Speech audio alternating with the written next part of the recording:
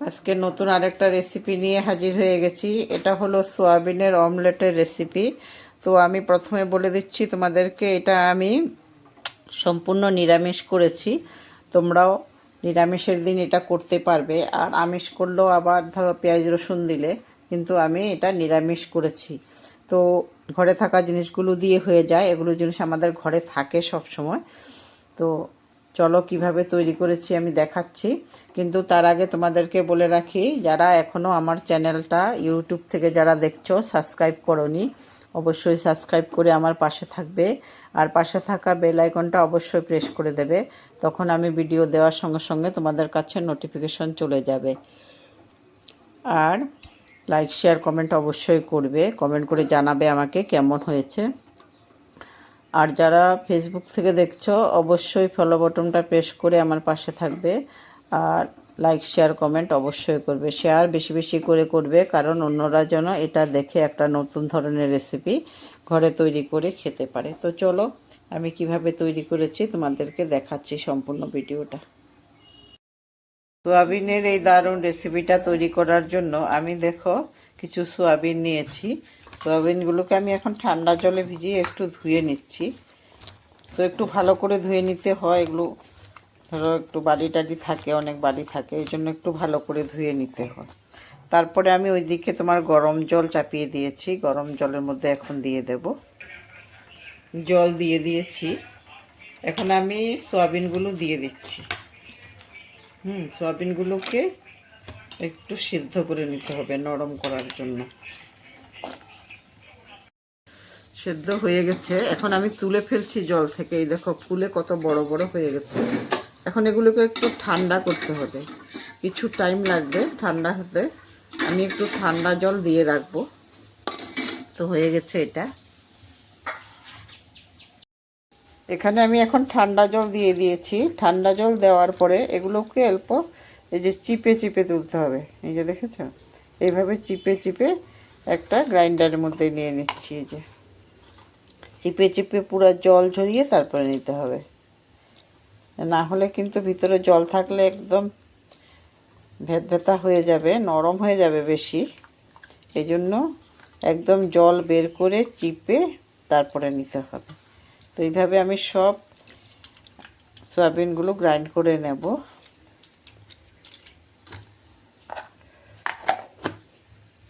এখন আমি কিছু মশলা তৈরি করে নেব। এই যে 5টা কাঁচা লঙ্কা দিলাম, তোমরা তোমাদের স্বাদ অনুসারে দিবা। তারপরে এই যে দিয়ে দিলাম আদা, আর দিয়ে দেব এই যে টমেটোগুলো। একটা টমেটো দিয়েছি। তো তোমরা তোমাদের স্বাদ অনুসারে দিবা, আমি এইভাবে দিয়েছি। কড়াই বসিয়ে দিয়েছি, এখন আমি প্রথমে তেল দিয়ে দিচ্ছি। পুরটা রেডি করে নেব প্রথমে। তো তেলের মধ্যে আমি এখন দিয়ে দিচ্ছি তোমার জিরে।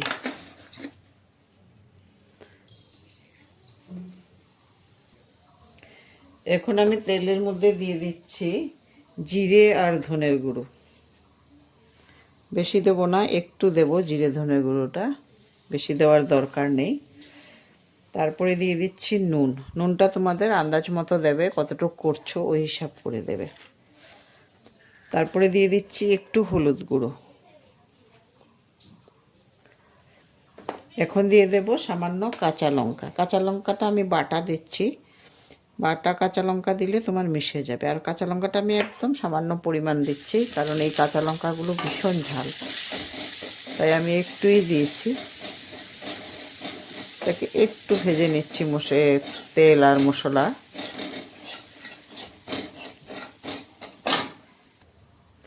এখন সোয়াবিনগুলো দিয়ে দিচ্ছি। সোয়াবিনের যে পেস্টটা তৈরি করেছিলাম ওগুলো এখন দিয়ে দেব। আর আমি গ্যাসটা একদম লোতে রাখবো, না হলে হবে না, আস্তে আস্তে হবে, এটা একটু টাইম লাগবে। একদম লোতে রাখছি। এক বাটি যে বেসন নিয়েছি, তোমরা যতটুকু তৈরি করবে অতটুকু পরিমাণ মতো নেবে। আর এক বাটি নেব ময়দা, এটা ময়দা। এখন এগুলোকে একটু ভালো করে চেলে নেব, না চাললে আবার পোকা থাকে, এই জন্য চেলে নিতে হয়। সামান্য নুন দিয়ে দিচ্ছি, নুনটা পরিমাণ মতো দেবে তোমরা। আর দিয়ে দিচ্ছি ধনেপাতা কুচনো, তারপরে দিয়ে দেব কালি জিরে। এই যে কালো জিরে আছে না, কালো জিরে দিয়ে দিলাম। তো এই কটা জিনিস দিয়ে আমি এখন প্রথমে এগুলোকে মেখে নিচ্ছি। তোমরা যেভাবে রুটি করো ওইভাবেই তোমরা মেখে নেবে এইগুলো, পুরো ময়দা আর তোমার বেসনটা। আর একটু মিশিয়ে নিচ্ছি প্রথমে আমি, তো ওইভাবে মেখে নেবে। একটু একটু করে জল দিয়ে তারপরে মাখবে, একসাথে জল দেবে না, কারণ ময়দাতে অত একটা জল লাগে না, তাই অত একটা জল দেবে না প্রথমে। এরকম একটা ডো তৈরি করে নিয়েছি, যেরকম আমরা আটা ময়দা মাখি এরকম বানিয়ে নিয়েছি। এখন ছোট ছোট করে লিচি কেটে নেব এগুলো দিয়ে। বেশি বড় করবে না, রুটি যতটুকু করি তার থেকে একটু ছোট হবে।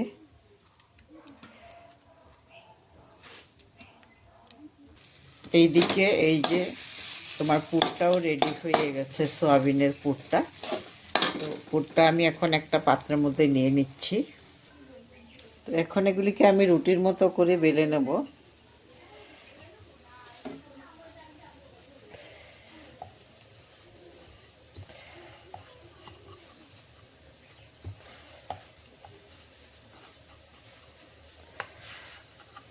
একটু আস্তে আস্তে করে বেলতে হয়, কারণ এগুলো বেসনের তো একটু লেগে যায়, এই জন্য একটু আস্তে আস্তে করে বেলবে, বেলে একটু একটু বড় করে নেবে।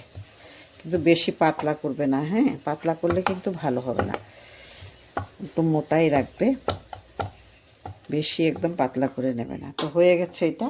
তো আমি এখন এখানের মধ্যে পুর দিয়ে দিচ্ছি। পুরটা তোমার যতটুক লাগে অতটুক দেবে, বেশি দিলে আবার বন্ধ করা যাবে না মুখগুলো। তো এইভাবে দিয়ে দেবে, দেওয়ার পরে একটু সামান্য জল দিয়ে দেবে। চারটা সাইডে এরকম করে প্রথমে একটু জল দিয়ে দেবে, জল দিলে আর খুলবে না। তারপরে এরকম করে নেবে, এই যে। তারপর আবার এই জায়গাটার মধ্যে একটু জল দিয়ে এরকম এরকম তুলে দেবে। তখন একটু চেপে চেপে দেবে, তারপরে আর খুলে যাবে না। জল দিবার পরও একটু চেপে চেপে দেবে এইভাবে করে। তো এইভাবে আমি সবগুলো রেডি করে নেব। প্রথমে তেল গরম হয়ে গেছে, এখন আমি একটা একটা করে দিয়ে দিচ্ছি। একটু এপিট উপিট করে ভেজে নিতে হবে।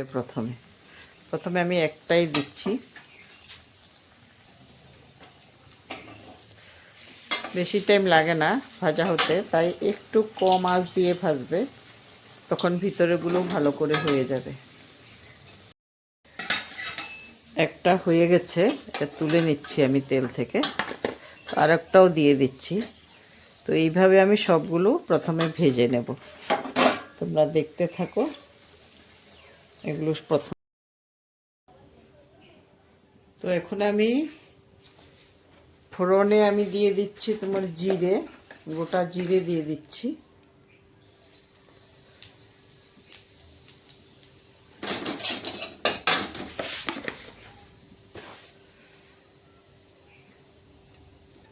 তারপরে দিয়ে দিচ্ছি মশলাগুলো, যে আমি রেডি করে রেখেছিলাম ওই মশলাগুলো দিয়ে দিচ্ছি জিরেটা ভাজা হওয়ার পরে। এই মশলাগুলোকে একটু প্রথমে ভেজে নেব। এখন দিয়ে দিচ্ছি জিরে ধনের গুঁড়ো,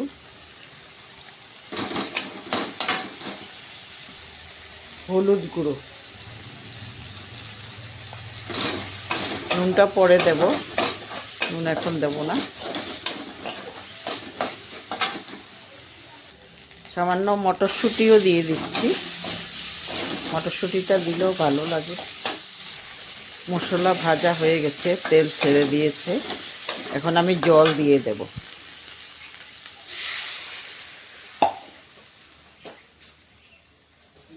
এখন আমি দিয়ে দিচ্ছি পরিমাণ মতো নুন।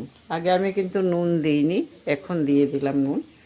নুনটা তোমরা তোমাদের মতো করে আন্দাজ করে দেবে।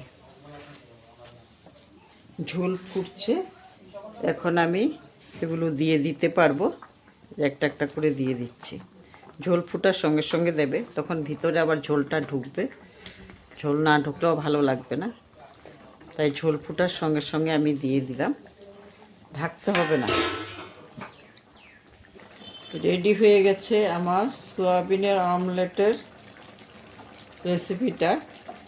আমি এখন অফ করে দিচ্ছি গ্যাস অফ করে উপর দিয়ে আমি ধনেপাতা ছিটিয়ে দিচ্ছি। এই যে হয়ে গেছে, সম্পূর্ণ রেডি হয়ে গেছে আমার সয়াবিনের অমলেটের রেসিপিটা। তো তোমরা সম্পূর্ণ ভিডিওটা দেখার জন্য অনেক অনেক ধন্যবাদ। আর আমার ভিডিওটা কেমন হয়েছে, আমার রেসিপিটা কেমন হয়েছে অবশ্যই জানাবে। আর লাইক শেয়ার কমেন্ট অবশ্যই করবে। ধন্যবাদ।